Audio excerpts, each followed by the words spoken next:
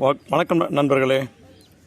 நேற்றுக்கு ஜனநாயகன் திரைப்படம் ஆடியோ லான்ச்சில் திரு விஜய் அவர்கள் பேசினாங்க. கொடை வள்ளல் அப்படின்னா என்னன்றத, அதாவது நிறைய பணம் வச்சுருந்து அள்ளி அள்ளி கொடுத்தா தான் கொடை வள்ளல் கிடையாதுங்க. அவங்களும் கொடை வள்ளல் தான்.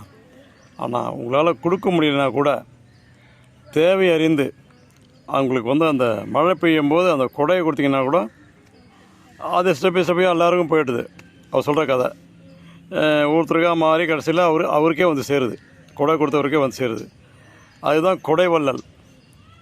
அதிகமாக பணம் இருந்து கொடுத்தா தான் கொடை வள்ளல் கிடையாதுங்க. ஒரு சிறு உதவி செஞ்சாலே கொடை வள்ளல் சொல்கிறாரு. உதவிகள் பற்றின சின்ன கருத்தை சொல்கிறாரு. ஒரு இவ்வளோ பெரிய ஆக்டர், அதாவது பணத்தை அதிகமாக சுமந்த மனிதன் இப்படி பேசுகிறாருன்னா கண்டிப்பாக அவர் உடனே எப்படிங்க அவர் தவறுகள் செய்ய வாய்ப்பு இருக்குது? யோசனை பண்ணி பாருங்கள். பணத்தை அதிகமாக பார்த்துட்டாரு. பணத்தை பார்க்காதவன் தான் இப்போ இருக்க அரசியல்வாதியில். சும்மா வந்தவனுங்க, ஊரை விட்டு ஊரை வந்தவனுங்க தான் இப்போ இருக்க அரசியல்வாதியில். சரிங்களா?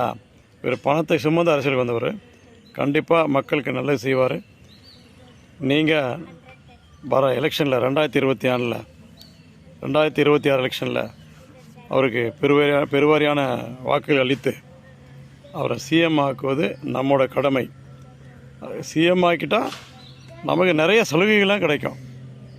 நம்மளே மாறிடலாம். நம்மளே மக்கள்லாம் மனமாற்றம் ஏற்பட்டு ஒரு நல்லவங்களாக இருப்பாங்க.